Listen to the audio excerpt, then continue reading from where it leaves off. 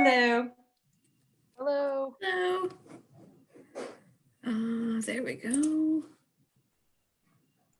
All right, Kristen, so that should be rolling on YouTube Live now. All right, I just refreshed and it was int.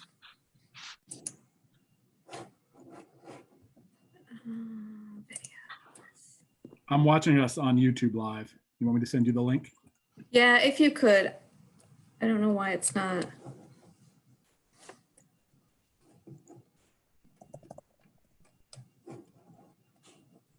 All right, is that in the email? It's going right now. Yep.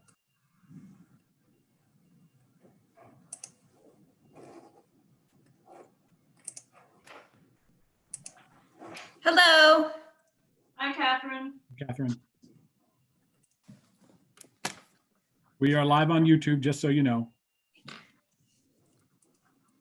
Hello. Hi, Catherine. Sorry, hold. Yeah.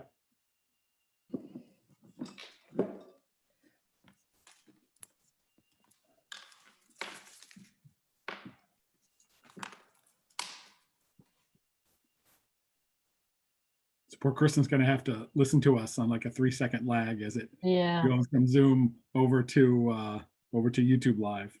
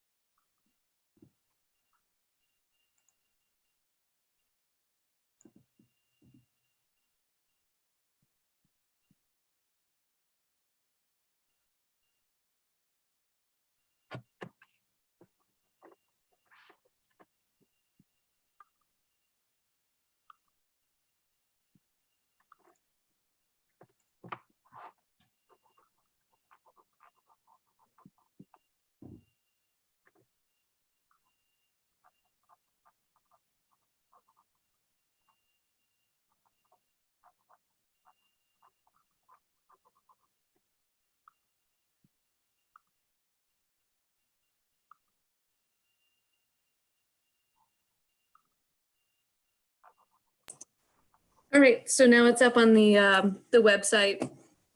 Very good. And I've turned it up, so I'm back in real time with everybody. Took me a few minutes to figure that out the first time. Shoot, where's that going? Hold on.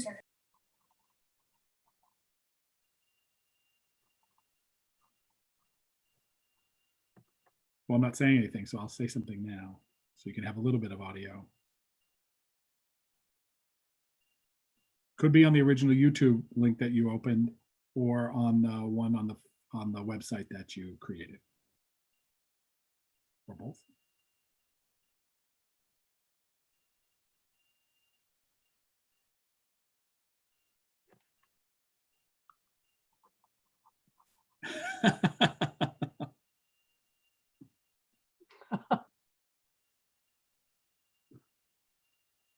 Super cute.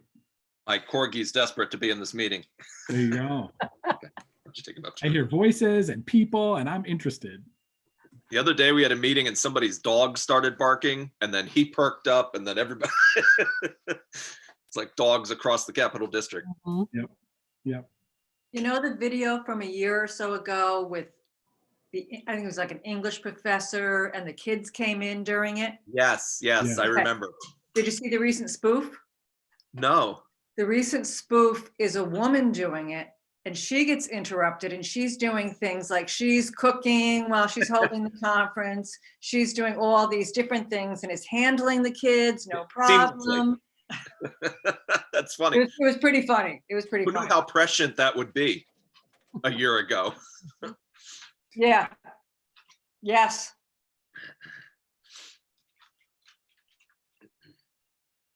Hi, Harmeet.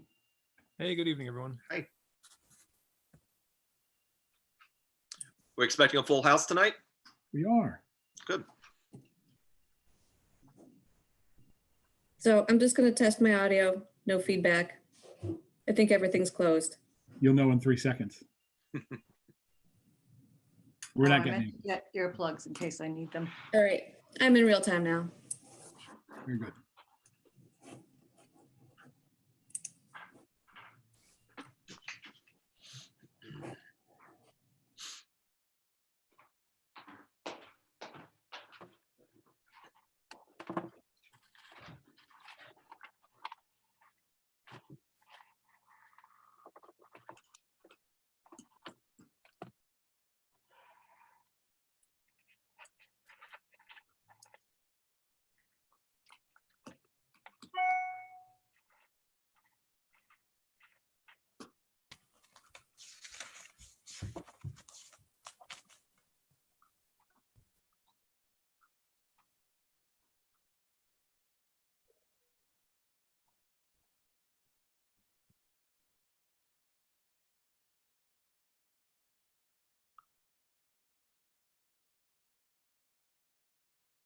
How'd your directors meeting go, Jeff?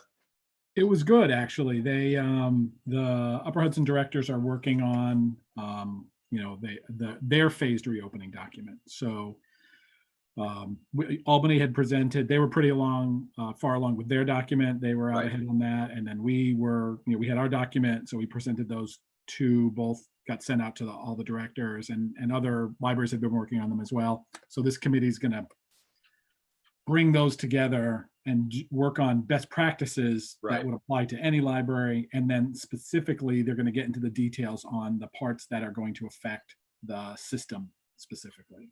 Sure. So some things that, where it's courier, and in other ways with the libraries, really, there are things that Upper Hudson is the controller of, and they have to work through Right. their procedures on that. And we really, if a library was to reopen, that's good. We're Right. providing some service, but really any one library not connected to the others is not nearly as effective as when they're connected. So Yes. we have to figure out how to But do that. the strength of a consortium is that you can share resources like that. So that's terrific. Yeah. Exactly. Good. Exactly.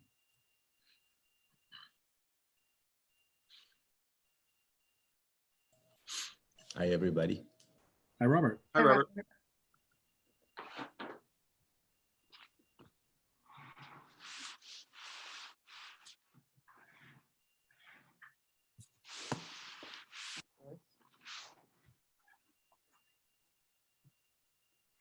I have another laptop. I should go check to see it on YouTube if you show up. Well, that's what Kristen is watching on hers. I'm watching, if you see me looking out, I'm not going to say left or right because it's ambiguous with these softwares, but in that direction, my big monitor is over here. So I've got the YouTube up over here and the email. Okay. So I'm watching for any public comment coming in, and so far I've received nothing. So I suppose I should say that now. If there are members of the public who wish to participate in public comment, the easiest way to do that is go to the www.bethpl.org and search for email the director. And I will be watching that. If anything comes in before the meeting, we'll talk about those at the front of the meeting. Otherwise, they'll be the final thing on the agenda before we adjourn the meeting. Hi, Michelle. Hi there. Good evening.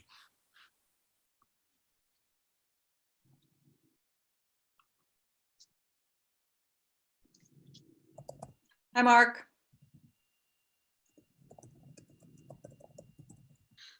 Envious of your background, Mark. What game are you at? Michigan? Michigan, yep. Hi, Caroline. Hey, everyone. Sorry, I had it on mute. Now you want to pick That's one? okay. Up to you. Let's do this one. What's this one? No, I can't see Caroline for some reason. So I can do that. Here, let's do it now. Can everyone else see all 10? I'm only getting 9. I'm getting 12. 9 is what you see. Still waiting for Brian. I'm getting 12. So some of the staff, so Catherine and Tracy that you're seeing down there, Tanya when she comes, and they'll come in and they'll be on the call in case we need to throw a question to them. They'll be on the conference, but they're gonna have their videos muted unless we need to talk to them.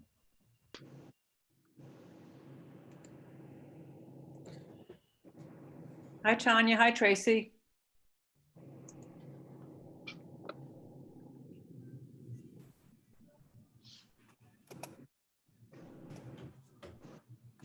They're here but muted. Actually, Okay. you do need two screens, one to see the video and one to see the document. Yes. That's I true. didn't think about that before.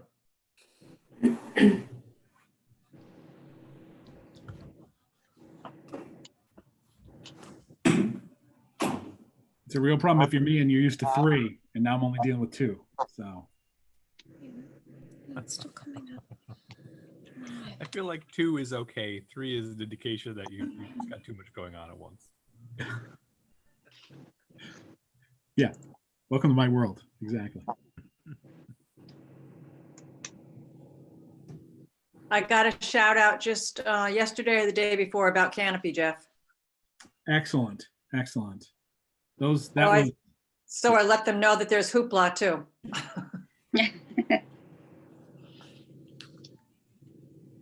Yodeland statistics are much higher than ours on Hoopla right now. So it's I'm not saying it's a competition between the two communities, but Well, have we been up as long as them on hoopla? so Hoopla's the only library in Upper Hudson that was up early on Hoopla was East Greenbush. So they have a well-established pattern with their public. They started back in January. Everybody else came up on the same day. So Okay. Oh, okay. Oh, here comes Brian. Right on schedule. Hello, everyone. Hi, Brian. Brian. Well, we have everyone, we have a quorum, so I guess we will call the meeting to order. Jeff, I think, is going to again mention about public participation. I will. So anybody who would like to participate, I will be monitoring my email. I did not receive anything before the meeting, but we will be able to take comment at the end of the meeting. I will address those via email. That email address, that contact address, you can Google Bethlehem Public Library, contact the director. It will drop you right onto the page. Or if you go to the Board of Trustees page on the library's website and scroll down to the agenda for today's meeting, that direct link is included in the agenda for today's meeting. And on Facebook on the agenda for today's meeting. Okay, I guess I neglected to introduce myself to the public. I'm Mary Redmond. I am member of the board and the current president.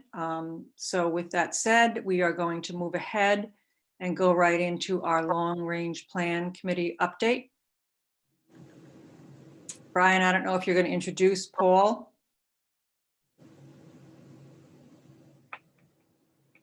Brian, I don't think your audio is on. Yep. Thank you. I had muted myself and then promptly forgot that I had done so. Hello, Paul. Hello, everyone. So Paul is here to provide us with his bi-monthly update. There's a lot to report on. Paul presented the long range planning committee with some sketches. Am I using the right term? That is, yes. Thank you, Brian. Thank you, Paul. Some sketches last week, and we had a really great conversation. And I also have shared those sketches with Mary and Caroline, who are not members of that committee, so that they could have time to look at those sketches before today's meeting. Good. Would you like me to run with it then? Yeah, I think so. Okay, terrific. The reason Brian and I joked about the sketch component is one of the first things I began the committee meeting with the other day was to elicit a promise from everybody that they recognize that these were the first sketches. These were not yet schemes that had been developed in full, but they were approaches to deal with the programmatic issues we've identified early in the project. We're lucky that in the sequence of things related to the master plan, we were able to collect much of the information that we would typically do in a master planning process before things sort of shut down. Meaning we had the input for the most part that we needed in order to start trying to resolve some of the issues by presenting different options. But working from home, they are by necessity, many of the things are hand sketched. All of you have seen them then, if Brian has shared them with the other board members and plus the ones who are on the committee. So I thought today I might just run through an overview of these things. Because you've all seen it already, but give you an update on where we are with some of the constraints and opportunities and the direction that several of these sketches are headed. But I'll preface it by saying there are two things that are not in this collection of sketches. The first thing that is not in the collection of sketches is the simplest of renovations that would be simply a reworking of the existing building footprint. And that is, there is potential for that to be the sum total of the improvements, although you can imagine that by not increasing the footprint in any appreciable way, it also means that we have to make trade-offs. To add space to one thing, we will have to take space away from another thing. But having said that, we want to make sure we cover the range from a minimal intrusion to a more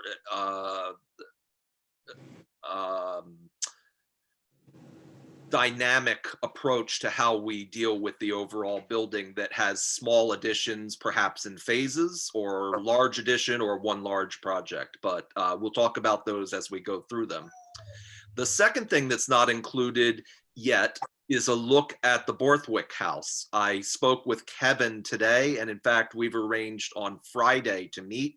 I'm going to walk through the Borthwick house and look at the options related to that as they might be used either in an annex type situation, that the Borthwick house would remain intact and be used as a separate building, or perhaps connecting that structure to the existing structure in some manner that would benefit the program that we're talking about. So those are two components that have not yet been developed. The committee saw these about a week ago, Brian, and we talked about them. To date, I have not received any comments back, but we're leaning toward our next meeting and we'll be able to address things. So as we said, these are sketches.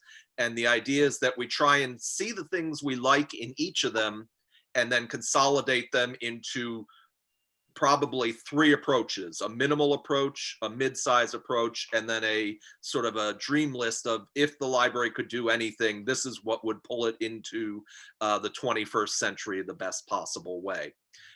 We will be looking at the budgets related to those, as well as logistical issues such as occupancy of the building during renovations, how extensive the grant process might be to fund various pieces, and how we might break it into phases, or potentially look at it as best solved by doing a single referendum, for example, and trying to tackle it at once. You can imagine that would have certain efficiencies to it, doing all the construction at once, but it means that all the disruption, including cost, happens at once as well.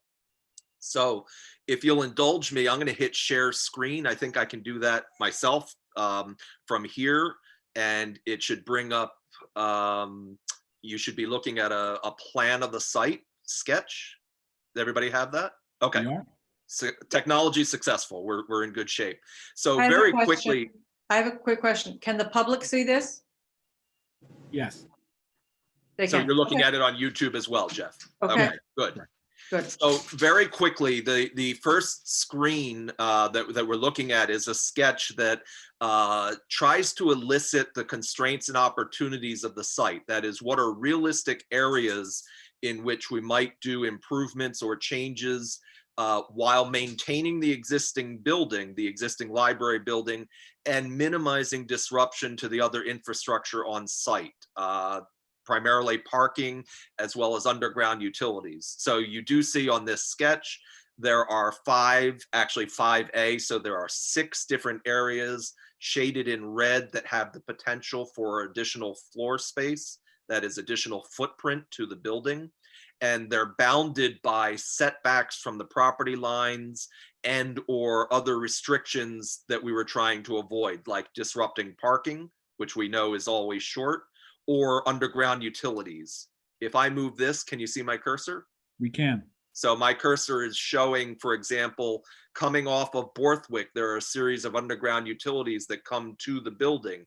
It's not impossible to move those things, but if we can avoid that cost, obviously, and that change, that's a benefit to the overall project. And you can see that the potential in area 4 to add floor space or footprint takes into account the fact that we wouldn't want to disrupt those things. So it is set back, for example, from that sidewalk. So for orientation, Delaware Ave is along the bottom of the screen. Borthwick runs up and down the right side of the screen. The existing library is in white, and we'll be talking about 1, 2, 3, 4, 5, and a 6th or 5A, separate areas that might be expanded without disrupting the other infrastructure on site, and while maintaining a presence on Delaware Avenue and potentially Borthwick. Are there any questions related to this sketch? You've all seen it before, so I'll keep going. a blow up of the area because it shows some of the parking improvements as they had been adjusted, shows the potential for using that area that we had previously called Area 4 as either an annex house or building. This could be the existing Borthwick house. It could be a new structure on Borthwick. One of the things we're doing at the Gloversville Public Library is adding an annex building in a parking lot they purchased two street addresses down from their building, in which they will be locating their shop, the maintenance areas, garage for site crew things and so forth.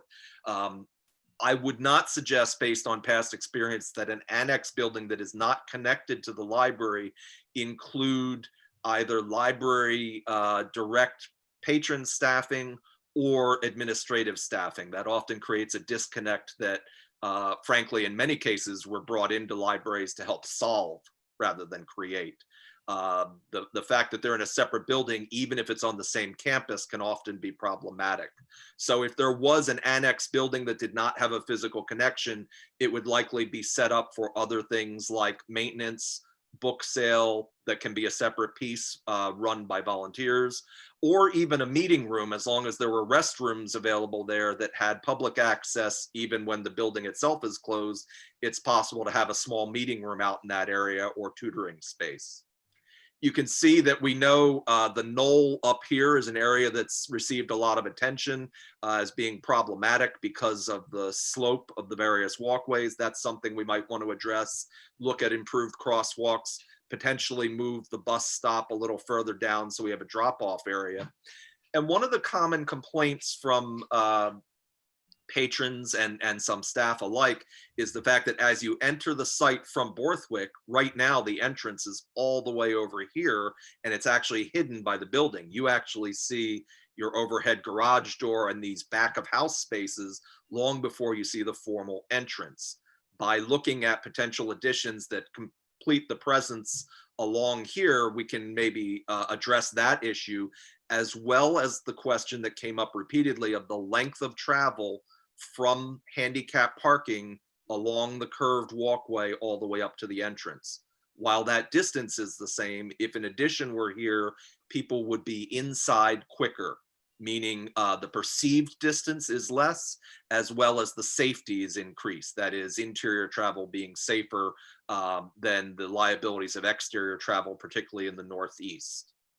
Some of the other things we're looking at are maintaining and looking at this lawn area on the west side. And in fact, that also has some drainage requirements related to stormwater management. But having said that, any structure in this area might then tie or relate to the outdoor area. So you could imagine if it were a large public meeting room, it could potentially have a breakout area into the lawn, or do concerts that open. If you're familiar with Tanglewood, there are these big barn doors that open from a concert space out onto the lawn. That could be actually a feature that the library provides that I'm not sure exists in too many other places in the Capital District. On the other hand, if it were the children's room in this area, you can see that very easily there might be a direct connection from indoors to outdoor for programs, reading hours, crafts and other activities with controlled access to the lawn area. Moving on. Before we leave that, I have one quick question. Yes, Mary. Paul, when you were talking about that last area and you Lawn area. used the term drainage requirements, Yes. you're not talking about requirements as in wetland or a legal requirement. You're talking about issues that need to be dealt with. Correct. Okay. There's very little green space on the site as a percentage of the overall lot area. And so permeable space that we can actually drain rainwater and so forth is at a premium. We want to make sure we have places to do that. If we cover everything with hardscape, we end up having to deal with it in artificial manners. So, but no, it's not an official wetland or requirement like that. Okay, thank you. You're welcome. This sketch simply shows the existing layout for reference, but so that you recognize the library's main entrance as you come through that walkway is here. We have the L-shaped corridors that bring us to the library entrance. And you can see it was designed with the idea in mind that there would be multiple meeting rooms. Here's your large meeting room, the boardroom or small meeting room, and the studio that are all accessible even when the library is locked off here at a closed area. We also know that the staff areas relate to circulation and delivery and the back of house connection that exists there. One of the other things we're working around is a transformer that exists in the staff courtyard at this location. And again, that is something that might change. A few other considerations, the fact that there's an integral stack structural system in here, meaning that the stacks are constructed on posts that hold up the mezzanine level above this space. That was very typical of libraries that were designed in this era, but it lacks a certain amount of flexibility. Those posts must remain in place even if we remove the shelving. Now, in some places, that remains even after a master plan. Colony is an example where that still exists.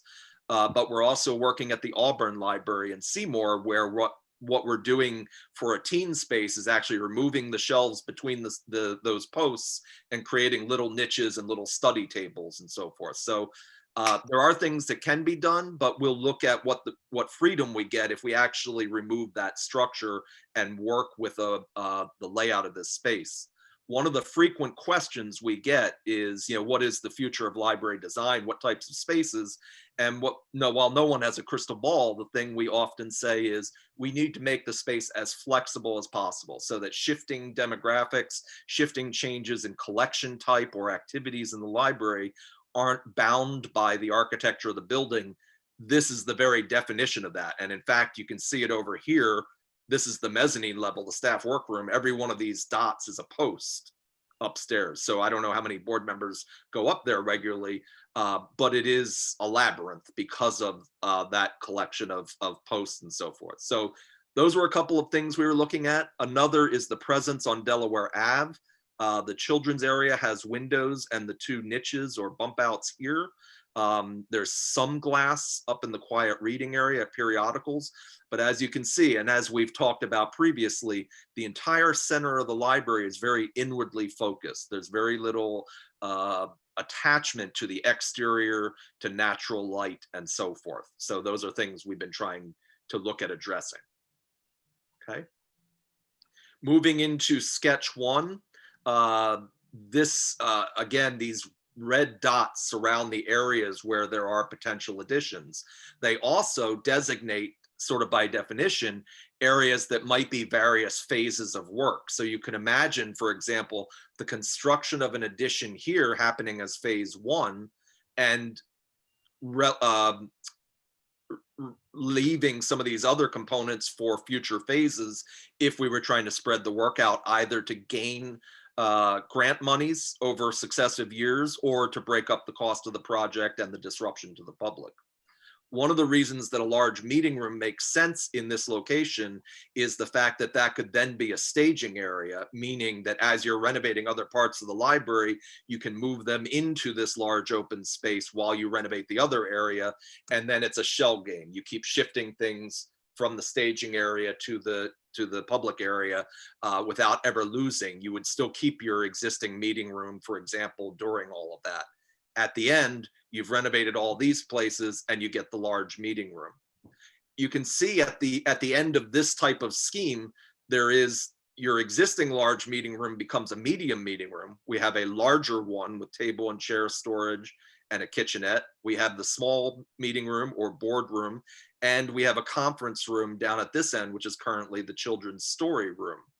That means that when the library is closed, we have 1, 2, 3, 4 separate meeting rooms that are all accessible to the public and are technically all different sizes. So we have as much flexibility as possible. The children's library remained essentially where it is, but we added the children's story time to make it a direct connection on that side with a small addition that would improve presence on Delaware Ave. So this isn't so much a back door. You can see an addition on the east side that might include offices and or study rooms and large glass panels. I think we decided as a committee that we would take these offices and probably move them up to the mezzanine, meaning that as you come into the library, you would look down this way and you would see glass at this end. So natural light at the end of this viewscape, as well as study rooms and small gathering areas.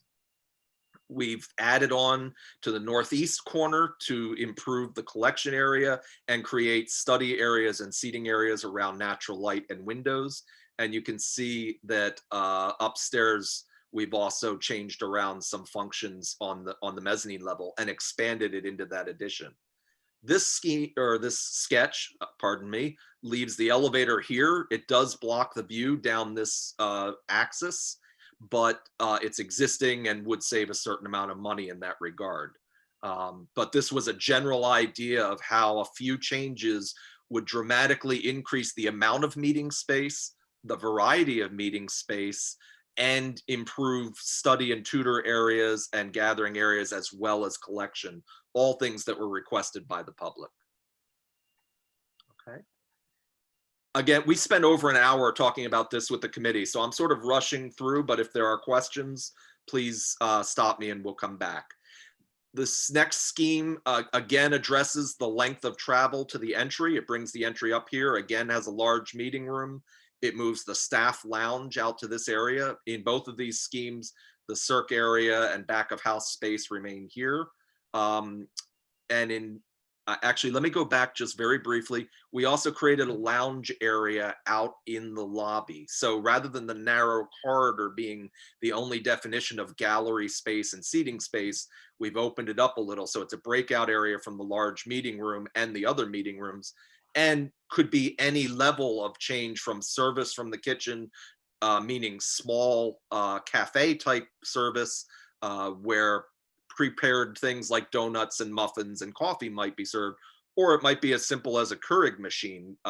Many of the people who visited Wisner Library with us, the Friends of the Library sell Keurig cartridges for 50 cents or $1 as a fundraiser, but it's a cell phone friendly area, gallery area.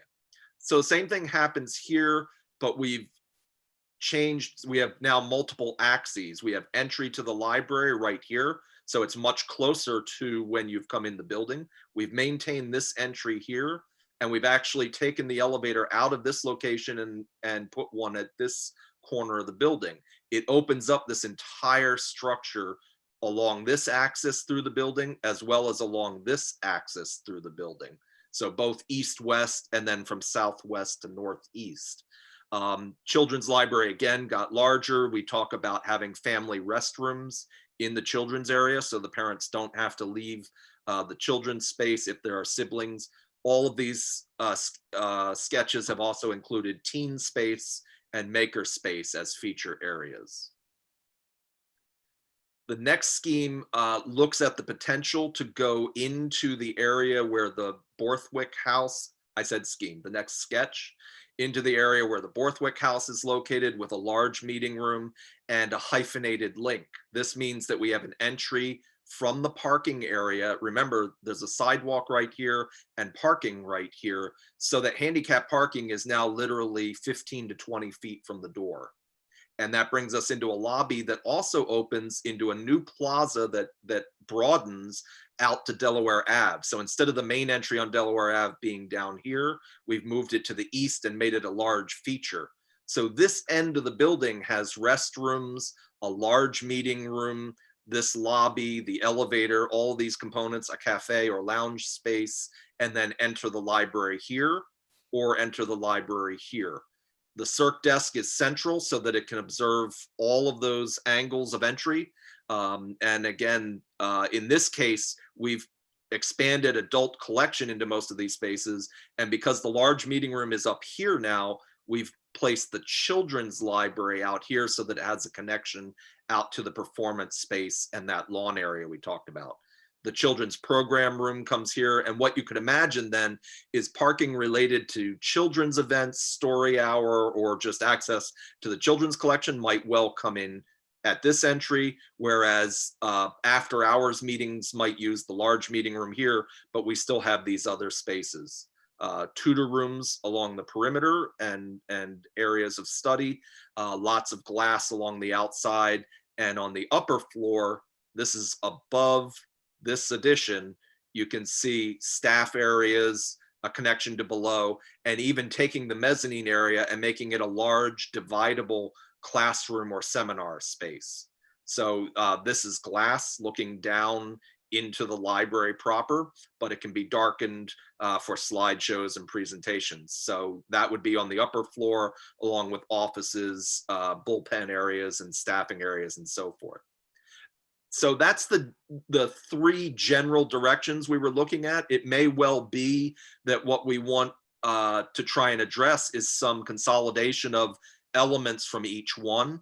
The committee has sort of been absorbing this for a few days, and the staff, and our plan is to come back and look at that in more detail, as well as I mentioned the two other schemes, including the Borthwick House and a scheme that only rearranges things within the existing library footprint. So that's a quick overview. I tried to keep it to 20 minutes. Are there any questions on the direction or thoughts or comments? Yeah, I have a question on the use of the Borthwick House. I think at Yes. in the property between the Borthwick House, like the backyard kind of piece, is In this? Yeah. So what exactly would be going on there? Is that all one? Is it like one piece like in here, or are you going to put an entrance in here? Well, this Pointing is to the showing screen, which doesn't this. make any sense, but I'm sorry. I'm pointing to the screen, which doesn't make any sense. But Okay. This is not the exact footprint of the Borthwick House, but if they were separate structures, if the Borthwick House was an annex building, you can imagine we'd want to improve the site in that connection. Maybe make sure that staff can move back and forth between the two easily. yeah, Perhaps it even has a trellis or covered walkway or breezeway, even if there's not a physical connection between the two buildings. In my opinion, as a library expert, that limits some of the uses of what would happen out there, Yeah. in addition to some of the other constraints the Borthwick House will present. So because it wasn't constructed as a library, it will have different load capacities for what we can do out there, as well as accessibility and other issues. But having said that, it's one of the options we want to keep on the table until we've looked at it and see what the potential might be. It might even be that the Borthwick House gets used for a number of years as one thing and then changed at some point in the future. But I'll know more after Friday when I can go through the interior and look at it in more detail, what recommendations I could make for its use, either short-term or long-term. The Yeah, space in between the two is, as I say, likely to be improved to improve access for staff to be able to manage both buildings easily when they're. I kind of always envisioned that the house would come down and we would do something with the property that links in with the library. But Right, and in fact, that's what you see here. right, That's exactly what happened in this sketch, is that the Right. house came down and this large meeting room takes that end of the property. You can even see on this sketch, which was a different version with the large meeting room over here, the potential is there to make a connection onto the Borthwick property and Right. still tie it here. So that is certainly one of the things that may well happen is that gets incorporated into the building footprint. But again, I try to go into these as carefully as I can and say, we're not bringing our bias to it. We're going to look at everything as openly as we can and see what the best benefit to the community is going to be long-term. Okay, thank you. Thanks. Excellent question, though. Paul, I have a question about number 3. The sketch 3? Third sketch, yes. Okay. And I guess actually a comment then a question, just a comment for the sake of Mary and Caroline. One thing that we did discuss last time with this model or this sketch, the Children's Library, of course, has moved far away from where it is now, which means it's separated from the Children's Reading Plaza, which was just constructed. So Out that here, does create right. not an insuperable issue, but an issue. We would have to think about what we'd have to discuss what would be an appropriate. Would that remain a Children's Reading Plaza? Would it be relocated? Would it be repurposed? And a lot of people would have to be part of that conversation. So that's certainly something of a hurdle. Agreed. The You're right, question, Brian. We discussed that and whether this remains, because it has presence on Delaware Ave, that is a prime piece of real estate. We had a teen space here and the potential is there to make that connection and provide an outdoor children's plaza, reading plaza near this children's area. But as you say, when something is set up by donors and by people interested with a stake, we want to make sure that we're listening to them before we make final decisions. You're absolutely right. So the question that I have is just, and perhaps this is a silly question, but I'm just looking at where the large meeting room is positioned here, and it looks like it would go into the current exit from the parking lot. Did I miss an explanation about how the parking would maybe be rerouted to accommodate that new addition, or am I misreading the sketch? The sketch is oriented slightly differently because of the underlays we had. If you see this box, you see how it's not a perfect rectangle. It's sort of I don't know, a trapezoid. That is 4 right here. See how that's a trapezoid? So it does not interfere with the parking at all. None of these sketches decreased any of the parking spaces at all. All of them were within these red shaded areas that did not, and therefore did not decrease parking in any of the sketches. We felt that was important. Parking came up enough during the conversations that we didn't feel it would be productive to show things that reduce the parking amount on site. And in fact, I think it's going to take some creative solutions with the town facility across Borthwick and or other locations, strategies to improve parking overall for our patrons. But we just didn't think it would be a good thing to reduce parking on the site at all. Maintaining it as is, as you can see, sort of leaves a good part of the site untouched.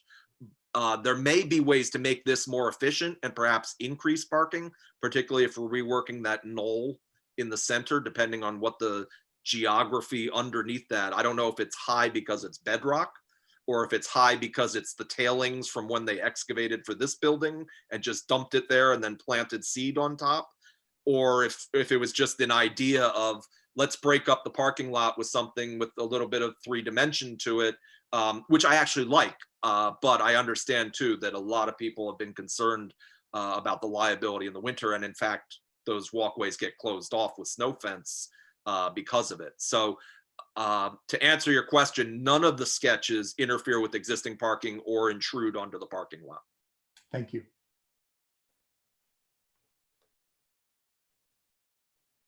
So all of these are directions to think about. And as the committee gives us input, we'll try and focus it down into a few solid pieces for the board's consideration. I would suggest that at some point we have a board meeting, perhaps a special meeting has to get called, that'll be up to you, where we can spend a lengthy amount of time discussing the whole thing.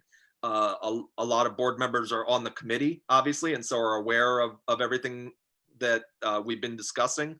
But as we get to the end, obviously presenting this to the entire board is going to be a key component of your understanding of what the choices are into the future. I will also say that in all of these, you can see a variety of options, as I mentioned, for phasing or doing some pieces sooner or later than others, or doing them all together. That will also be a discussion. And when we start putting numbers on these, that is budget numbers, we will look at them as individual pieces as well as overall pieces. There will be an efficiency to single project that is, you have mobilization once and contractors are on site once. But by the same token, we have access to grants if we break it out over a longer period. So we'll look at both of those options for the board to discuss when they're discussing the feasibility of these various ideas as well.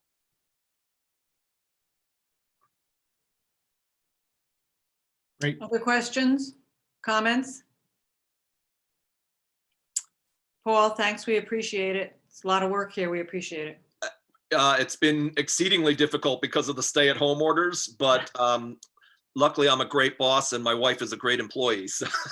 So we've managed at the dining room table to pull together enough to keep this moving, which was I had said to Jeff at the beginning of this, these interesting times. I said, we're in a good spot. We're going to keep moving on it. It may not look like it would have if we had access to our office all the time, but we've managed to keep it all moving. So thank you all for your time this evening to take a look at it. Thank you, Paul, and thank you to the members of the committee. You guys have put in a lot of hours so far. I appreciate it. That's absolutely true. Thank you all. I'll excuse myself then, and look forward to talking to you all soon. Enjoy the rest of your meeting. Thanks, Thank you. Paul. Thanks, Bye. everybody. I bet you're glad you're not driving down in snow at this point. That's the one good thing. What are the chances? Thank you all. Bye now. Thanks.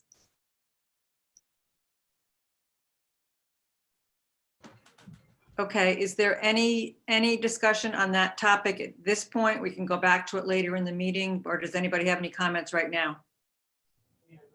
Okay.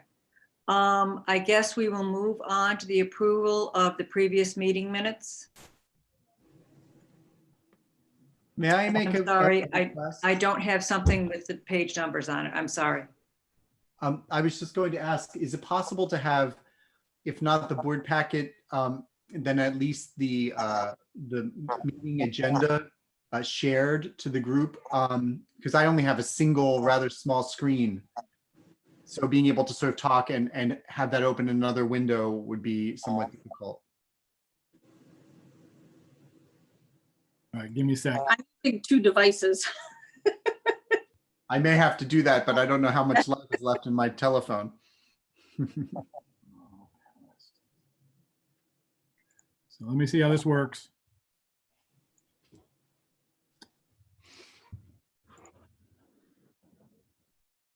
Great.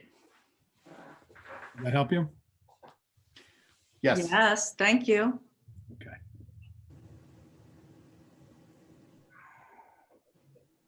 That is going to be a challenge for me. Figure something out.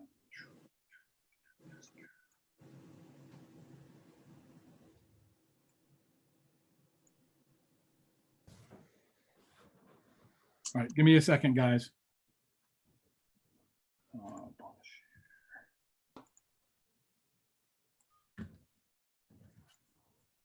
Would it be easier, Jeff, if I shared it from my computer? I don't know if that's even possible right now.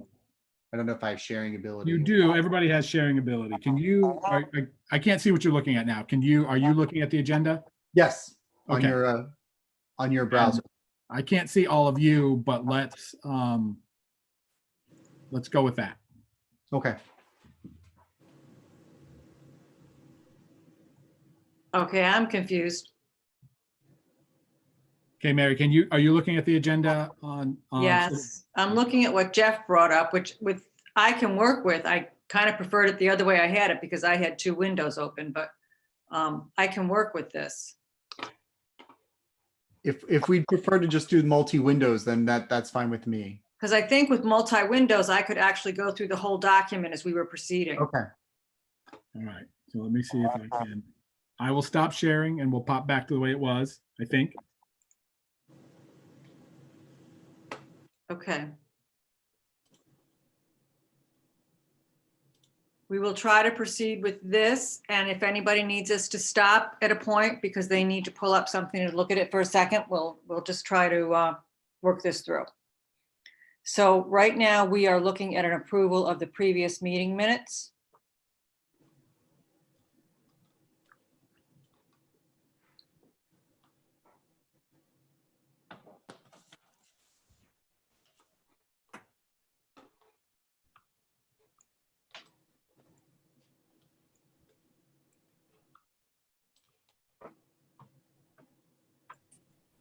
I just wanted to mention that there's actually the meeting minutes and there's a second one for Long Range Planning Committee. Okay, I think what we did last month, we'll do again. We'll vote on the 2 separate documents separately. We'll have 2 votes. I think that would be most appropriate. So the first one that we come on is the minutes for our meeting on Monday, March 9. So when people are ready, I would need a motion, or if there's any discussion before that. I'll make a motion to approve the minutes.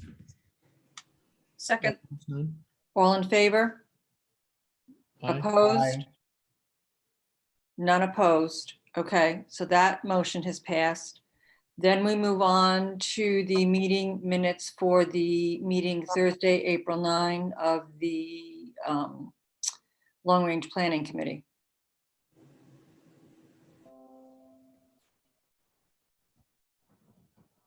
I'll make a motion to accept the minutes of the Long Range Planning Committee meeting. Second, I'll second. all in favor? Aye. Aye. Opposed? None. Okay, thank you. Okay, we will move on to the financial report. Robert? Hi, everyone. The financial report is from pages 8 to 16. When you look at the schedules from page 9 to 16, during the month of March, from a financial perspective, there was nothing unusual. I'm getting a lot of feedback for some reason. So in terms of the spending and the income for the month, there was nothing unusual. In the month of March, in the month of April, we received the balance of the real estate taxes of $96,000.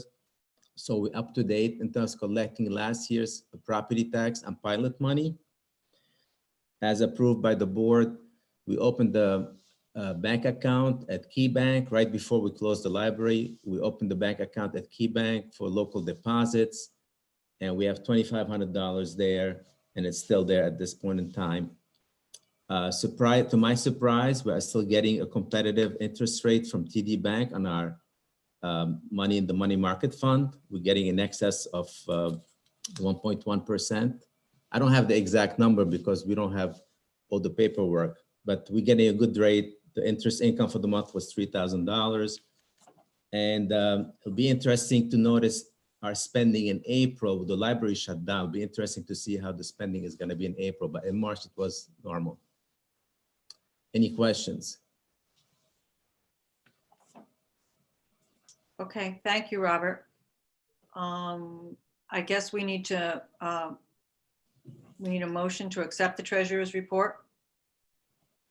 So if I could, you guys propose the motions, but what I might suggest would be a motion to approve the financial statement dated March 31st, 2020, with manual disbursements of $44,706.20. Trust and agency disbursements and salaries for March of $186,264.52. Cash disbursements and accounts payable for March of $82,258.29. And capital project fund hand-drawn checks for February of $0.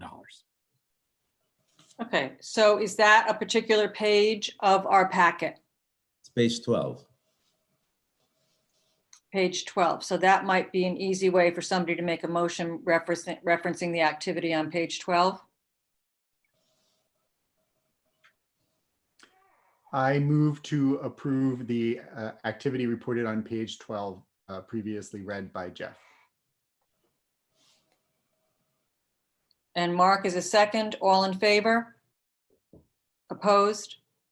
Okay, motion passed. Thank you. Thanks, Jeff.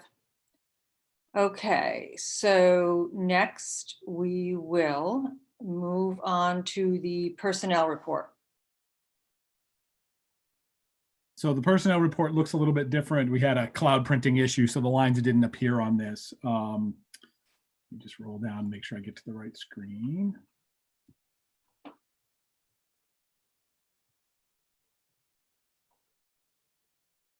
This appears on page 19 of your packet. The new position that is on here is for the senior clerk full-time. But basically, I'm not asking for any actions at this point, because what I wanted to say is that what I'm proposing is that we freeze any hiring activities. It's difficult for us to do while the library is closed anyway, and to ensure that we're leaving maximum flexibility for the library going forward. From a financial basis, that we not fill these positions or not seek to fill these positions right now. Before we would seek to fill any positions, I would come back to the board and specifically have a discussion with all of you to authorize those positions, even for the positions that we had previously authorized. So all of those things are on hold for now. Okay, so do we need a motion right now or not? I I don't don't need a think- motion on this because I'm not requesting any actions. Okay, Can I just get clarity? I'm sorry. So the previously approved to fill and currently recruiting are also on hold. Yes, so basically we had asked to fill the technology assistant, either as a technology assistant or full-time clerk. We had asked to fill and sought approval and received approval for the library clerk part-time, for a librarian one full-time, and for the senior clerk. This was a retirement that we knew was coming. And so all of those are previously approved. I'm just mentioning there's no new positions that we're seeking, and that at this time, we're not actively pursuing any hiring while we're not at the library. Thank you. any other questions or comments on the personnel report? Yeah, this is Mark. I got one question, Jeff. Do you have the resources you need as the library stays closed and goes to more of a technology-based approach? I mean, or could you use like there's a lot of people out of work now. So I don't know if there's a way you could bolster the technology piece of it. There are. We are the IT department is an IT department of one right now, and what we're looking at is because we have some jobs that have we're looking to load balance across the whole organization, right? So we have people in different titles. As long as the work that they're doing is an appropriate title, we can shift tasks around the library from places where maybe there isn't as much need for a certain job now to places where there are more needs. So we're looking at all of that across the organization, and certainly IT is one of those places. I may have a challenge about the job titles because of civil service. There may be that out of title job work.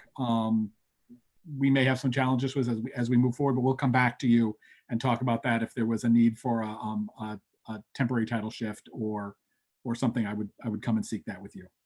Okay. All right. Great. Thanks. You bet.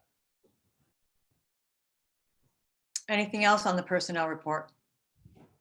Okay, we will move on to the director's report. Jeff? Okay, so the director's report looks a lot different. I just wanted really to chronicle the work that has been done across the organization while we're not in the building. So yeah, I think it's really important that we as a staff, and me in particular, respect and honor the ability for the staff to be able to work from home, and so many of our neighbors and friends out in the world who don't have that choice. So we really are thankful for that. I cannot express the gratitude of the staff that has been expressed to me. I'm going to do it now to the best of my ability and let you know just how much that's appreciated.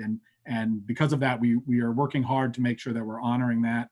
And we wanted to, in order to sort of recognize the effort that the staff have put in, really wanted to put this down in my official report. So this looks a lot different than our regular report. The statistical report is all over the place, down in a lot of areas, up in some other areas. We've seen some good work, particularly in e-content, some swift work by Upper Hudson to be able to get Hoopla up and running as another source of ebooks and the audiobooks for the public, not being able to have access to the physical collection. Electronic collections are an imperfect replacement for that, but they are the replacement that we have that's available to us now under the current executive order. So we have been working hard to push that. I know Kristen, and we have set up a public, a PR Facebook committee. I'm messing that up. A Facebook committee to be able to feed things to Kristen so that she doesn't have to spend so much time deciding what gets put up on our social media committee. That's what it is. And they're feeding that information. So that's an example, Mark, where Kristen was doing a lot of that work previously, and now we've shifted that to some of the folks in the public services staff are feeding that information to Kristen so she can focus more on the mechanics of getting things up and timing them and getting them put out to the public in a timely way. We're finding that Facebook is one of our main ways to communicate with the public. We did have to do a total revamp of the footnotes, which was it was a heartbreaker to have to pull that back. But it was just, as we got really close to the final publishing deadline of that, it became very obvious that things like public meetings and large group meetings were just not going to be a thing that existed for May and June. gathering people together would be a supremely risky thing to do. So we pulled that back, and that has gone to publishing and should be hitting people's mailboxes fairly soon, right? And that's a way for us to communicate with people who maybe are not as in tune with our online Facebook presence or the website. They're not thinking to go to the website. Can we get some of those electronic resources and the resources that we are providing to the community out in front of everybody in the community, just to make sure that they're aware that we're still here, we're still answering questions, we are still providing our electronic resources, and as you might imagine, record-breaking statistics on all of our e categories. You know, ebooks and audiobooks had started to flatten out. We had seen massive increases over the past 5 and 10 years. That curve had started to flatten out. Well, that curve has gone right back up to, we're seeing 30%, 30% increases, and that's a 30% increase over and already the largest, highest amount of e-content that we've ever had available. So with that, we added Canopy at the beginning of the year. That has been used a lot. Record numbers of views on Canopy, and again, we've never had Hoopla before. We had a language learning database that we were able to add, and a number of other databases that were provided either free of charge because we had other products from certain companies. We've gotten those up and in place for the public. At the same time, a lot of new programming, branding that new programming, doing our story time, making sure that the librarians that the kids in the community are used to seeing are still there for them, and to be able to see their home librarians, not just having LeVar Burton or another famous person have an author read their book is amazing, but also important is to have our local librarians reading to their kids to provide a sense of normalcy for that. And we've been working closely. We've reached out to the schools, to senior services, made sure that if there's any resources that the library has that could be marshaled to them, we've done. Of note to that, I just want to bring up some new developments. We have been working, John Love in the IT department has been working to produce with 2 different groups to produce headbands for face shields. As with SUNY Albany, they're coordinated. Those 2 groups are coordinated through different departments at SUNY Albany, and we were feeding 2 different designs of headbands that are produced on the 3D printer to them. Got a contact from Delmar EMS that they might be interested in those. We happen to have a certain number of transparencies in the building that are just left over for some reason, and we've been up till that point, we've been feeding the headbands to those 2 groups where they could be assembled and then distributed to healthcare workers on the front lines through UAlbany. We did take about 20 of those down to Delmar EMS so they could look at them and see if that would be something that would meet their needs. What we can produce locally might be able to meet their needs. And we have a limited number of those transparencies that we can produce. So a limited number of face shields that we could make, but why would we not want to have those available to our first responders locally? So I was happy to be able to accommodate that.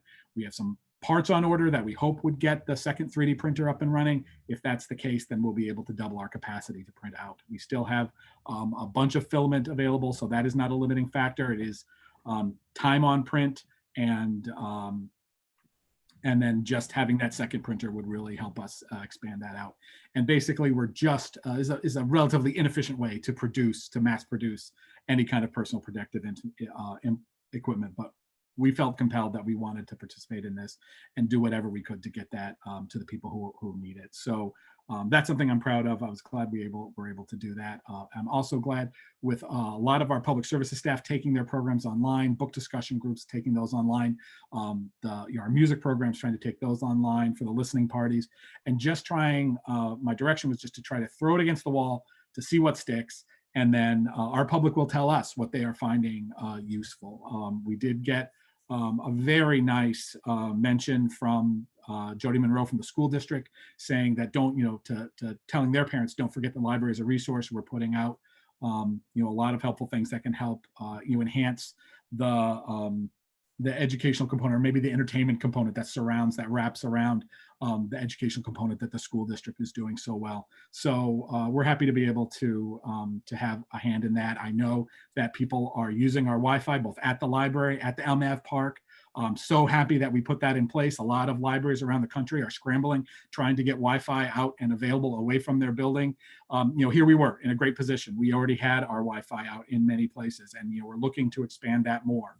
The more that we can get that critical service right now out and available to the public, and I know people are using it because we're looking at those statistics, so we know it's being used. So I just want to say thank you to all of you. The support that I've felt has really been amazing. And I want to say thanks to the staff for their hard work. They really are taking it very seriously, and they are very, very interested in helping our community in whatever way they can going forward. Thank you, Jeff. One thing that I would ask you to comment on to the full board again is where we stand with the vote on the budget and the upcoming trustee election, or where we don't stand on those things. We don't, yeah, so where we don't stand. So the good news and bad news is that our vote is held by the school district. So what the school districts are very interested in getting this settled all across the whole state. They're bringing a lot of political power to bear on this. The libraries are a much smaller entity, but you know, sort of us being hooked in with the school districts in this particular case is definitely to our advantage. I've been in contact with the school districts, with NYLA, you know, our statewide association, our library system, and Tim Burkett, the director. I have been seeking whatever information I could about how this vote is likely to be held. I do not want to speculate here, but it is very likely that there will be some sort of a budget vote and trustee election at some point. The mechanism of that is still to be determined. The petitioning is of particular in question right now, and they have not come up with a solution to that I have heard yet. As soon as I do, I will communicate that out, and we will push that out to the public as well.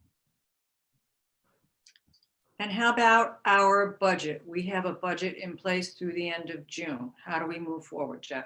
We do. So if there were, for some reason, to be no budget that was able to take place at all, the way library levies work is that if there's no vote to increase the levy, you automatically get last year's levy, right? So if there were to be no budget vote, the levy that would go out as part of the taxes would be last year's levy, the same dollar amount from last year.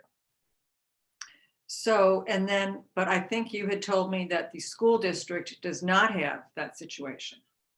My belief, and I'm not a school district vote expert, but my belief is that they have to go out every year. So I know there are a lot of, there's a lot of questions on that right now, which leads it to be very likely that there will be an election. It maybe have to be conducted fully by mail.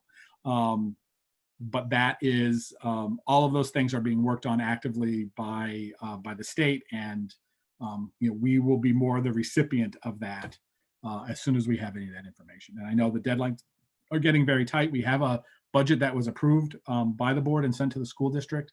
I believe there is still time if we want to modify that there's still time to do that. And I am in constant contact with the folks from the school district to try to make sure that we keep all those options open. Because my other thought after we spoke, and it didn't dawn on me for a while, was that even if we do have a levy that carries over, who's going to send those bills out to the people in the town? Because the school district can't send any bills out for theirs. So you know, there's going to be a mechanism in place for the school district budget vote to happen, and that's, you know, that's on that is going to happen. I promise you that there's a way for that to happen, and that will happen. So what that looks like, I would not want to speculate. Okay. Any questions or comments on those topics? Jeff, on behalf of the board, I want to thank you and the staff. I haven't spoken to you much because I've been trying to leave you alone. But I do know how hard you and the staff have been working, and you and I have had some side discussions. So I know there's been a lot of stuff going on behind the scenes. So we appreciate it. Thank you. I appreciate it. Thank you. Yeah, I just want to say I'm in awe of the staff, what they're doing. I mean, I kind of check it. It's a great diversion from my current situation at work. So I check it at night, and the staff are doing an unbelievable thing. So I just want to say that on the record. Thank you. I appreciate that. Yeah. And you can see it when you drive by the building right along Delaware Avenue with everything going on. We're still thinking to put our signs up and support everybody else in the community. Sometimes it's the little things that really resonate with people. So thank you, Jeff. You're welcome. Okay, I guess we will move on to the UHLS report.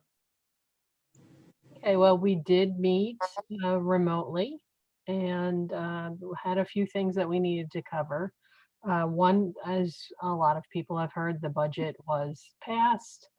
The state aid funding was I think about half of what the governor had cut was restored by the legislature. So the state aid funding this year is 94.1 million. The construction aid didn't fare as well. It's cut back to 14 million, which is quite a cut from the 20 we had last year. So locally, I think we're going to have quite a bit less money to deal with in terms of grants. The annual dinner in June has been canceled. And even though we won't be meeting to do the awards are going forward. So I'm putting in a little plug to everyone to get the awards in. We have a lot of cool online things that we've been doing. So those would be great to do. And then the last thing was that there was a discussion about what to do with some of the trustees that are cycling off. And of my 5 years is up, they asked me if I would be interested in serving for an additional year. I said I would, and we'll see how everything works out with votes and budgets and the whole process. But that at least is in place at this point. So, but that's it. I'm sorry, did you say for an additional year or an additional term? They said a year initially, so we'll see. That's what Tim's request was. There's, I think, 3 of us that are. Oh, you're talking about UHLS. I thought you were talking about, okay, that was getting a little confused there. Okay, Yeah. Thank you, Lisa. That would be great. You've done a great job. You really have. Thanks. Somehow with the library always has a trustee that is very interested and kind of just jumps in there. So good for you. Thank you. We appreciate it. Anything else on UHLS? No. Anyone? Okay. Okay, we will move on to new business. Jeff? Okay, so I just wanted to put a placeholder in here. I mentioned it a little bit in earlier on. We were talking about the Upper Hudson Library System is working, the directors along with the system are working on a phased reopening plan.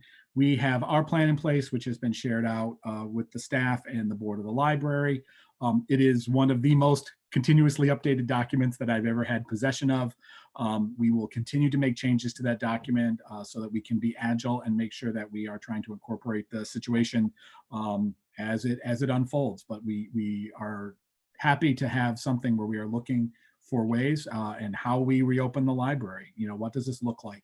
And then what does that look like across the system? So that is in progress right now. I think we have a pretty solid document for us to hang our program going forward on. And then we're looking for those pieces that are where the system connects our library to all the other libraries as we are stronger all together. So we need to make sure that we're moving in concert on this. And I am pleased to say that the libraries across Upper Hudson have largely really been working together to make sure that we are presenting consistent information to all the libraries across the system. So I just wanted to leave a placeholder here in our meeting to talk about our phase reopening. If there are any particular questions that you had about our plans, you know, basically we will, as soon as we are able to, under the executive orders, bring back some level of service to the public. Will it look like what our library service traditionally looks like? I can guarantee you that it will not, but we know that the public is very, very interested in having access to our physical collections. We have to make sure that we can do that in a safe way. And, you know, it's not just the safety of the staff and the safety of the public, of the whole community. We want to make sure that we are doing this as, you know, in as safe a way as we can. And we're still waiting for guidance from our federal and state friends about, you know, what the transmission on physical objects is. I think that's beginning to coalesce. But those are some open questions that we have still. And I would just point out that I have had some patrons, several actually, ask about the possibility of curbside book pickup or drop off. Is there any? Well, you said you don't know what it will look like, but I was just wondering if that might happen before the actual building opens up. I guarantee that it will. So as soon as that is sort of our phase one, right? So as soon as we receive the ability under the executive orders for us to have those non-essential people in the building and to be able to provide this as a service. We will be doing a contactless, our imagined scenario looks a lot like what pickup from restaurants looks like right now. Someone would call ahead, we would put books on hold, even if the courier is not working yet. So we're not getting holds from around the system. If we have holds that are in place in the library, if we have books that are in the library, we would make them available to the public. They could come in and we would take them out in a bag with our masks and gloves on and hand them off onto a table, and they would pick them up and take them home. That is, I guarantee, the sort of the first way that we begin to re-engage with the physical collection. Right now, all the books in the library have well aged past the most extreme long date of any virus remaining viable on them. We've been closed for going on 5 weeks now. So the books that are in the library, we as a staff would be the contamination vector, right? The building is sitting there largely empty. We would be the ones that present that. So we just have to make sure we're doing that in a contained way. We have put the face masks that we have to that we ordered to supply for any staff members. We put those on order. They have not come in yet. We have some decent supplies of cleaning supplies, though I don't. Those wouldn't last forever, and getting more cleaning supplies has been an issue. But I think we're in much better shape than a lot of places to be able to handle it. So that's all part of that document. And believe me, as soon as we are able to do curbside pickup, we will be doing it. Great. If I would think that part of the issue might be trying to get some of the books that have gone out and are still out, because I was one of the people that showed up before you guys closed. It looked like the grocery stores. Yes. Not kidding you. Like, I've never seen some of the bookshelves as empty as they looked. It was crazy.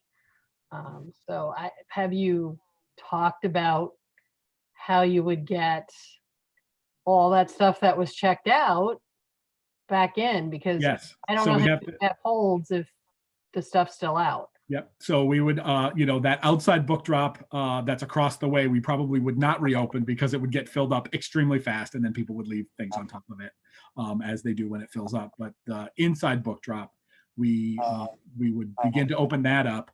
Those items, the best guidance that we have right now from the American Library Association is that we would be sequestering those items for a certain amount of time and then wiping them down.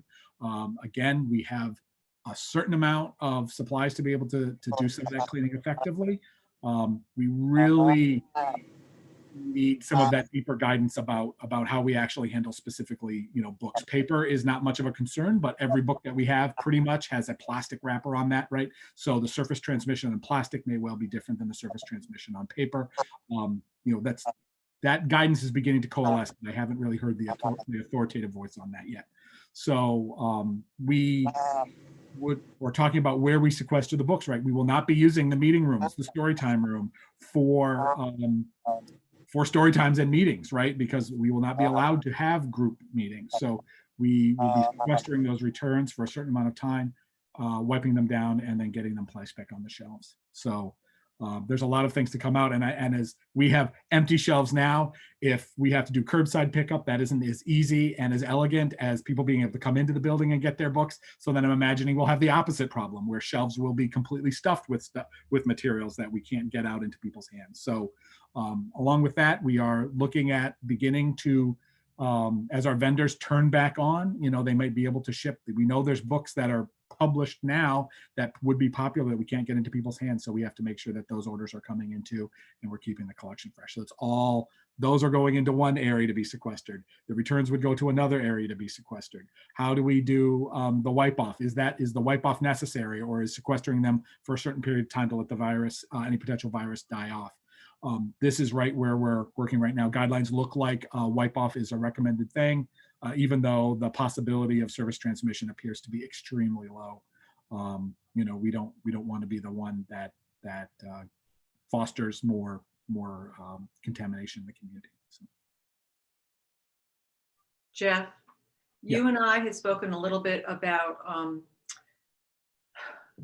maintaining the library, the calendar where people sign up for their rooms, and the Yes. the amount of time that staff are spending notifying people and going through this. So could you give the board an idea of kind of where you are thinking about going with that in the future? Right. So in the interest of fairness, what we've done right now is we are not accepting any new requests for meeting room space. Again, we don't know what the executive orders will be on the allowable number of people that could gather in a single space. We're throwing that football down the field a little bit, trying to guess what will that be? What will those phases as the state begins to reopen? How many people will be allowed to be in certain spaces at certain times? So we're not taking bookings right now. What our plan is to announce it out to the public in as wide a way as possible. Begin to take those room bookings, but keep them all pending, because again, we will not be in control of many of those decisions. We will be the recipients of many of that information about how many people we can have in. It may not be feasible to do programs, large programs for quite a while. So our intention is to have a way for the public who is interested in having a meeting at the library, if possible, be able to have that space pending, but we wouldn't be confirming it again, because I hate to say, yeah, the room is yours, and then in September you can't have a group meeting of more than 5 people, and we have to pull that back from somebody. So we're working on a way to leave that in pending status right now. Okay. Are there any other questions for Jeff on any of this stuff? Okay, is there any other, so we're good with the phase reopening. Is there any other new business? I have one piece of new business you'll see in your packet under after new business. We were just talking about the calendar, so this is timely because so many programs have been canceled, and because so many of the public meetings have been canceled. We have been looking, well, not because we have been looking at a new library calendaring software for a long time, and because we have had time to have our staff really muscle in on this, we have determined a software that we would like to move to for managing the public meetings and programs and those rooms going forward. I put that proposal into the packet. The proposal includes a first-year startup implementation cost of $5,500 to switch to a product from Library Market that will allow us to do much more with the calendar that we want to be able to do. Potentially also allowing us to manage the study rooms, which has been a challenge for us for years. So this is the product that has been recommended by the staff who have to manage the rooms, as well as the public service staff who are a recipient of that product. So that proposal is above my limit to authorize, and I'm seeking permission to sign a contract with Library Market. This is on pages 26 through 33 of your packet. 26 is the summary, Bill. I did have a question, Jeff. After the first year, 5,500, would it then subsequent years only be the subscription amount of 2,000 each year? $2,000, correct. Yep, that is exactly right. So we pay just under $1,000 a year for the calendar that we have that was written a very long time ago. So there's an increased cost going forward, but the significant cost is, like always, it's upfront. It's in the implementation and migration. Do we know if anyone else? So I would need a motion. I heard a question from Harmeet. Yeah. Do we know anyone else who uses this locally? Any feedback? Yes, actually. So like I said, we were able to do a lot of feedback. So this company works with a lot of other libraries. I have a little personal experience with them on the NILA Sustainable Libraries Initiative. They were the library that designed that. And then they do a lot of work in Suffolk County working with the libraries for this calendaring system. So a lot of my peers who I've talked to about Library Market, their rap is, this is not the cheapest product, but you absolutely get what you pay for with this. And the support of the company, as we were looking, they've been very, very fast to respond to us. And that is across the board. From several people that I trust a lot, they said that is how this company operates. They are very responsive, and they make it work for the library. Okay, great. Thank you.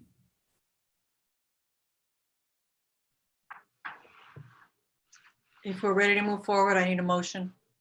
Yeah, I'll make a motion to approve the purchase of new library software. Harmeet, and a second. I'll second. Lisa is second. All in favor? Aye. Opposed? None. Okay, thank you. And any other new business? Okay, we will move on to old business. The insurance payment policy. So this is basically just a placeholder again. I wanted to, well, anyway, wanted to have a conversation if we needed to talk about the insurance payment policy. We had a draft that was nearly ready to go, but I just didn't want this to fall off our radar.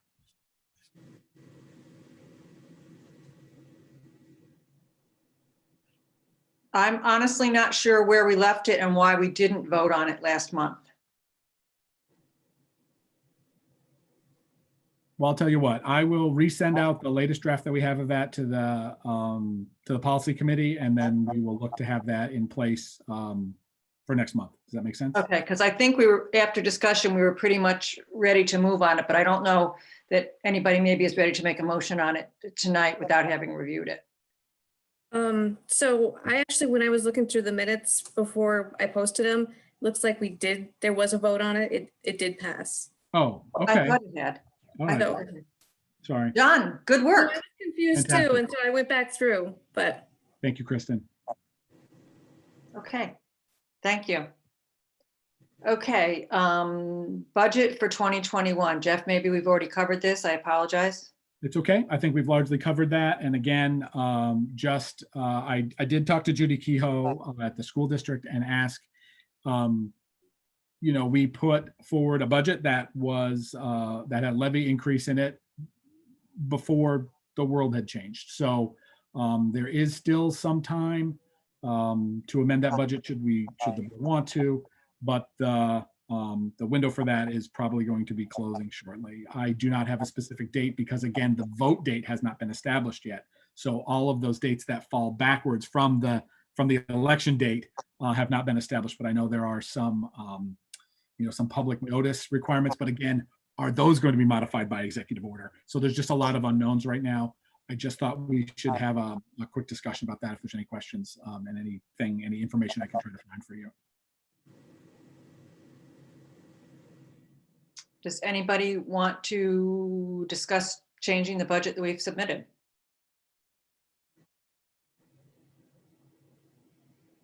Okay, any other discussion on this topic? Okay, we'll move on to the next topic. Long-range plans steering committee. Talk about a new committee chair. Hello, everybody. So as you all know, my term is coming to an end. Obviously, with the uncertainty that we're facing right now, it may well be that that both Lisa and I stay on a little bit longer while these things get worked out, and I'm perfectly willing to do so.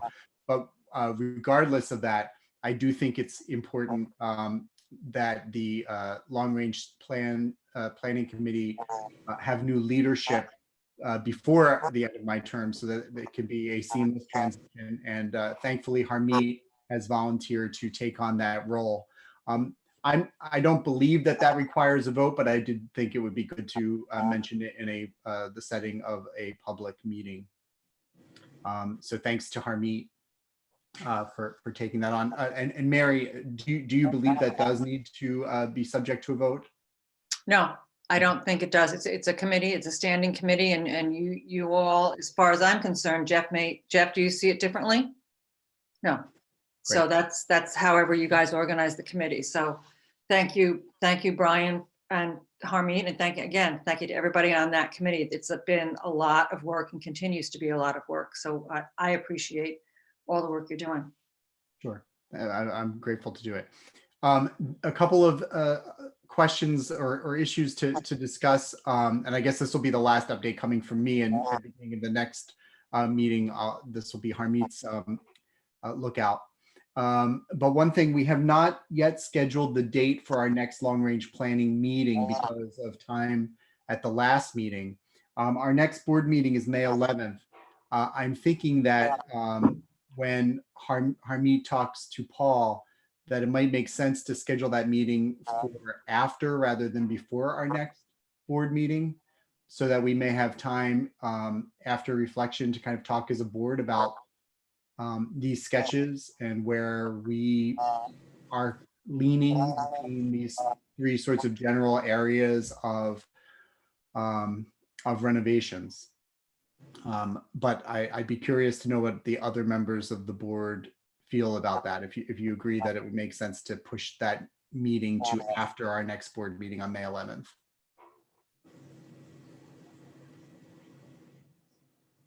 Are you looking for comment right now from Caroline and me, or the committee? From everyone, but I am particularly interested in your thoughts, Mary and Caroline, because you aren't able to be sort of part of those lengthier conversations about the sketches. Would it make sense for us to have another board meeting at which to talk about what vision we see, having had these sketches brought to us before the long range planning committee meets again with Paul? That seems to me like the best use of his time, because I'm not really sure what we would. I think at this point, he's now waiting on us, now that he's presented these sketches to us, to get some direction from us about the scope of what we would envision, is my sense. Brian, does the committee have a sense of the direction that they want to head in? Do you guys, I mean, there's more of you than there are of me and Mary. Do you have consensus within the committee regarding what direction you want to weigh in, and perhaps we can, hear that and if we think that's necessary? Yeah, we do not. So we received these sketches on I believe it was the 9th of April that we discussed, that we had this presentation committee. And then I sent them to you, and now we have this discussion tonight.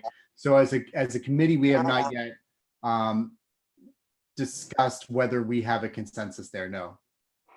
And I guess that is the question that I'm bringing to you. Is that something that you would like the long range planning committee separately to determine? Because now that we've reached this sort of stage where a decision has to be made, I don't know whether that's something that should involve the entirety of the board or to be delegated to the committee. Well, let me give you my thought on that kind of general direction of where you're going. I mean, first of all, I'm going to answer based on, I'm putting our whole world situation aside. I'm not trying to rewrite this because of where we are. And we all know the situation has changed in the last 3 months, okay? So my perspective is that I think that as a board, we should go forward with a plan for how we may bring the identified public requests into some sort of a plan. Okay, how that moves forward is a separate issue, but let's talk about how we would prioritize things. Part of my question to the committee is, does the committee have an idea? Have you studied what the town patrons have asked for and prioritized it in your mind? Or are we going forward saying, here's a list of 25 things and we're trying to fit everything in? Because at one point I thought we were thinking of, we prioritize the top X number of things and ask Paul to do that. So I guess part of my question is it a chicken and an egg question? Are we looking at the priority of what we want to do with the building first and then figuring out how it fits with his designs? Or is the design driving what we get in the building? Or are we trying to do everything, which may be extremely costly? So here's my other thought, just an aside, in my opinion, I would like to think that we are thinking very seriously of utilizing the Borthwick property early on in the process rather than later. We bought that piece of property. I would hate to see that be one of the last phases of construction. That's just a personal opinion. So that's what at this point, I am happy that we have so many board members on the committee that I think if I voice these general ideas, I would be able to go along with the consensus that you guys come up with the direction. Just a quick thought. I think two additional pieces of information that we're somewhat waiting on. What Paul sent us so far, I think, is a very rough sketch. What he still owes us is a more refined version of those sketches, and specifically the data that I'm looking for, and I think we're all looking for, is the analysis of how much additional square footage, shelf space, meeting room space, office space, etc. we're gonna gain with each one of those options, right? So that gives you a bit of a quantified way to start to make decisions about what is maybe worth doing and what is less valuable to do. I think then, kind of in concert with that, right, or in parallel, we can probably take the output of the dot exercises that we've done with the public, right, and try to align, out of all of the things that were identified as high priorities by the public, which of those are being addressed by the various versions, right, of the sketches, right? So I think that's probably our next step. We're waiting on, obviously, the first item from Paul, and then I think once we've got that, Jeff, I was hoping that you and I could maybe sit down and start that process of aligning the dot inputs with the sketches that we've got and the updated data. And then I think we'll have something to put in front of the committee, at least, to say, here are some options and how they stack up, right? And then we talk about it at a committee level and then bring it to the board as a whole. You know, Sounds good. We'll get that to us in a week or two, then I think we can act as soon as he has something for us. For me, that's very helpful. I would concur with Mary in that, as you know, as the two board members who are not as part of the committee, I think that we're both somewhat in line in that using the Borthwick property to the extent we can to meet those top priorities. If I recall correctly, I think meeting space was a top priority. Please correct me if I was wrong, if I'm wrong. But the optics of having that property sit, you know, I don't think a lot of people know that we own it, but close readers of our minutes and such do. But that's a huge resource that is just sitting out there. And if the priorities and that property align, I think that would be great. So the two non-committee members, I think that that's our main thought going in. And I think that we're happy to hear any other opinions that you may have as, you know, more involved members on that. But it sounds like we're in concert on that, Mary. Good, thank you. And just to address Brian's original question, I would agree that that the committee meet after the next board meeting. The whole point being that the committee works to have more of a concrete plan before it goes to the full board. And then to Mary's question, it's my impression that Paul absolutely covered the priorities from patrons and the priorities from staff, that all three of his sketches covered all of those priorities in the way that they could, you know, the most minimal, greater, and then the greatest plan. So that was my impression. The only problem I have with continuing forward with the sketches is that we really don't have an idea of how much any of this costs. And he suggested parceling out certain sections depending on cost. Well, we can't really make decisions on what we'd want the final plan to be without having some idea of how much that would cost, how much we would put in front of the taxpayers. Yeah, I would agree with Michelle on that. I think we need to know like this or even range of costs, you know, like to have a sense of that, because you know I love the third option, but it's going to be, you know, I need a range of how much it's going to cost in some ways. So yeah, absolutely. Yeah. And remember that nothing on there did anything to address drainage. I mean, that is not off the table yet, you know, so there's the building itself. And then, I mean, drainage is a very high priority for us, whether we need to spend a lot of money right now or whether these the minor changes that Kevin's staff has done is enough mitigation. And that's another factor. So I agree. Yeah, we need to look at a lot of this, in addition to the world having changed. And do we even use meeting rooms in the future? So how would you use that space if we had it? So there's a lot of layering here. There's a lot of layering. Yeah, and it's a great point.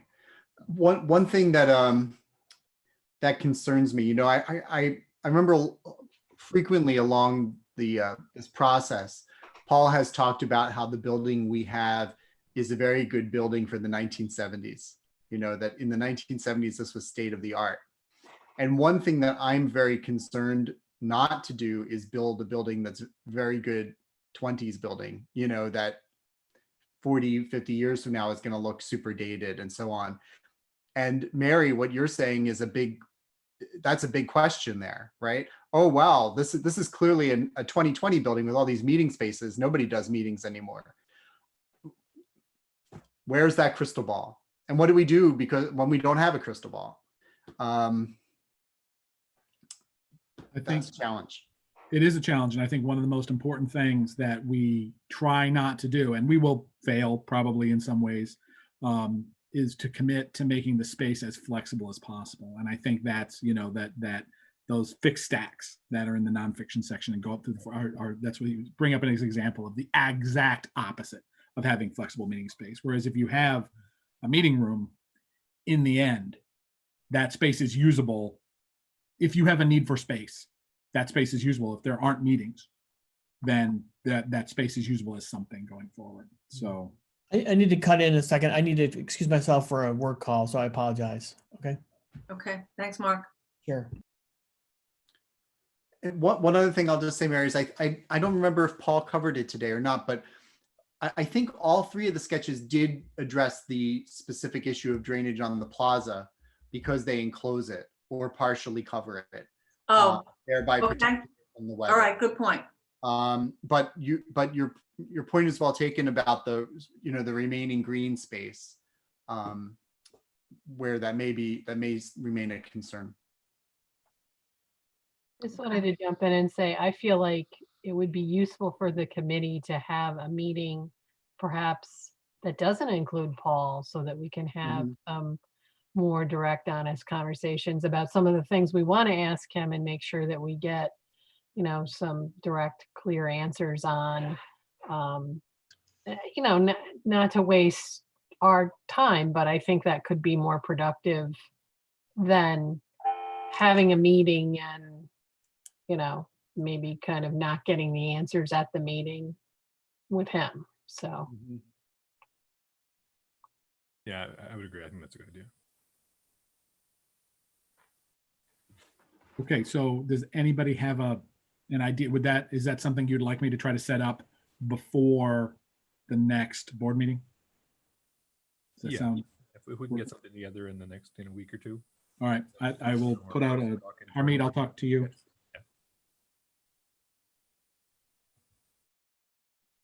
Okay.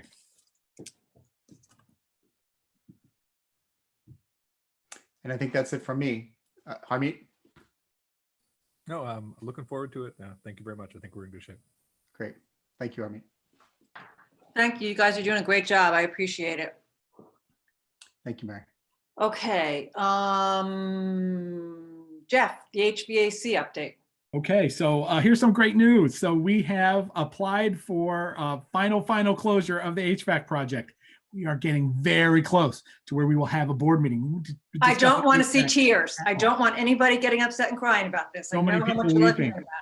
I did tell the staff that in the last month, I haven't had one complaint about the HVAC system from a member of the public or from a member of the staff. So I said it's working perfectly. Therefore, we're closing the project. So I'm happy that we are carrying that football over. I do not have the final accounting of that. There looks to be an appreciable amount of money that will be coming back that we had on deposit with DASNY, and that money will be coming back to us as this project concludes. But there's always the pennies that have to get counted as this gets put together. So as soon as that's out, I will put that back in front of you. But I'm looking forward to having that project closed out.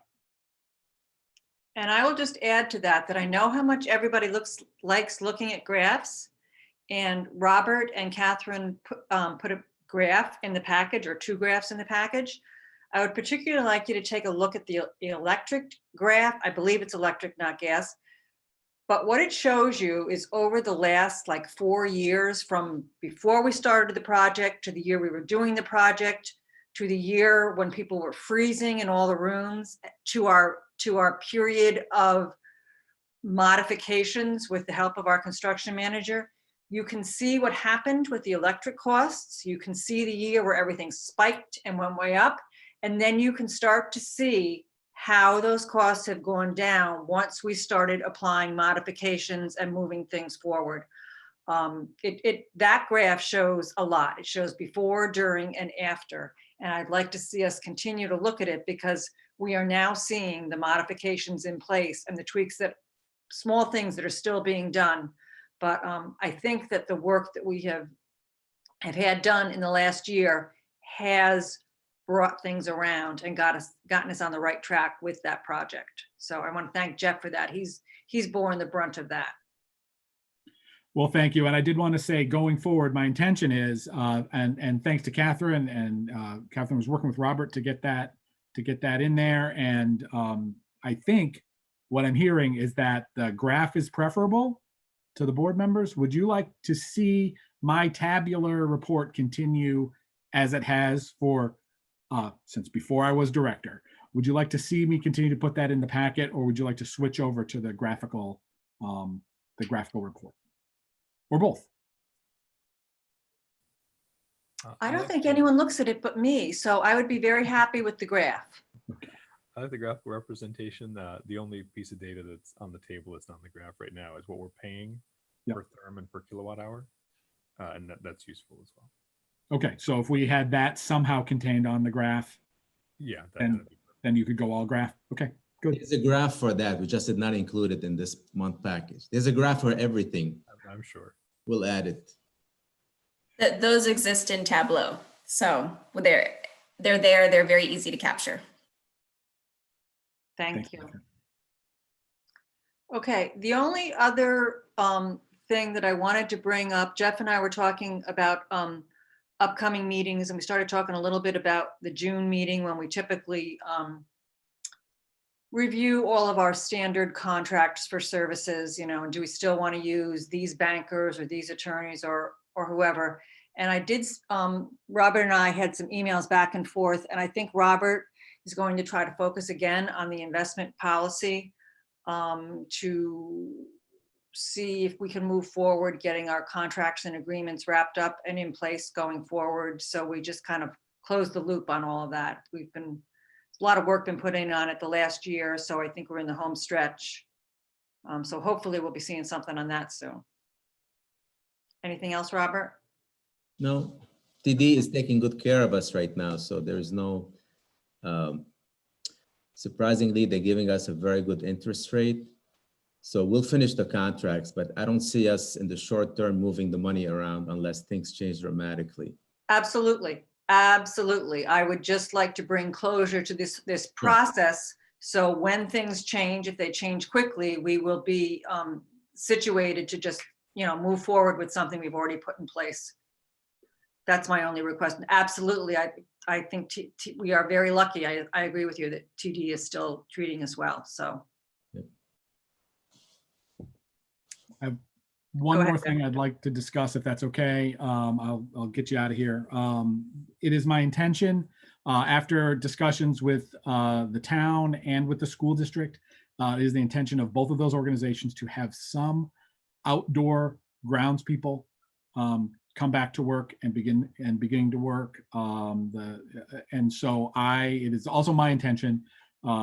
Kevin, who is the head of Buildings and Grounds, is at the library daily now inside the building.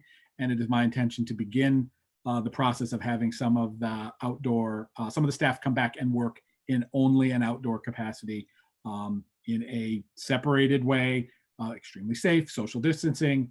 But, we're getting to the season where we could be doing a lot of work outside of the building that is solitary work. And I don't believe that that's a risk to their health. So it's my intention to move forward with that. But I wanted to have a discussion here. If anybody has concerns about that, I just want to make sure that you had a forum to do that. They'll have to wear a mask, don't they? Depends on their social distance, right? If they're out and away, that's we will absolutely comply with every executive order and all of the guidance that we have on that.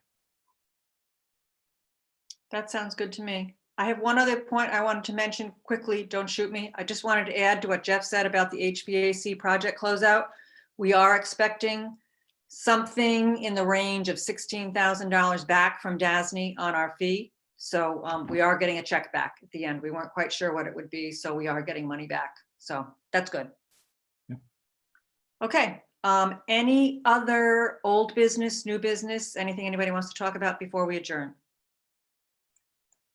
Jeff, one. I do have, oh, sorry, Harmeet. Yeah, just as far as the budget for this year goes, Yes. right? Are you starting to get a sense of how we're going to want to move our existing funds around for the rest of this fiscal year? The fiscal year that we're in right now? Yeah, we moved a bunch of money into the overdrive account. And Yes. What are puts and takes we should be planning on?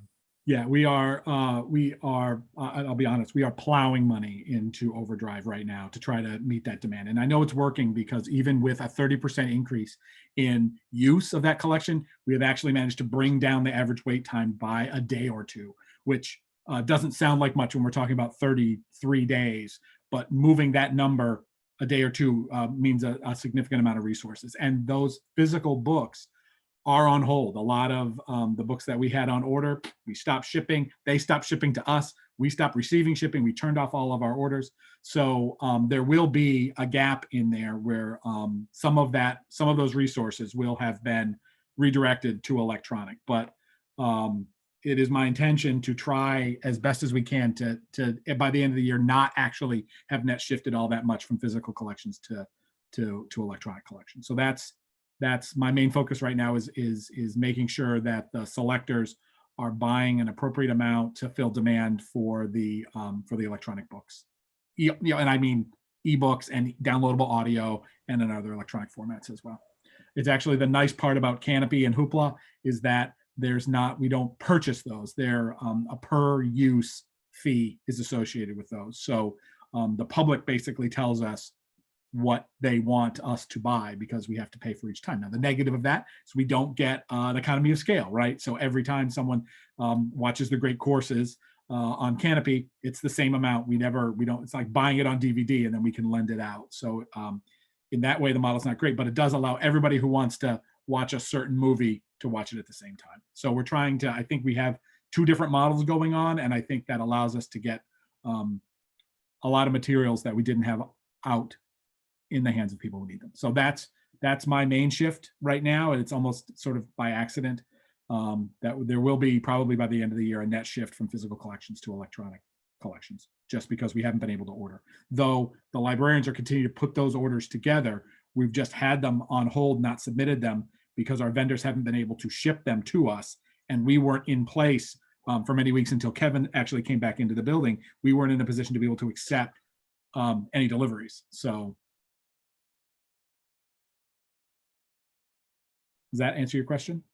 Yeah, it does. I guess maybe it'll be another month or two before we get a sense of just how much our other budgeting has been thrown right askew, right? Our electricity bills, our gas bills, et cetera, right, are all going to be massively different than we expected, right? Yeah.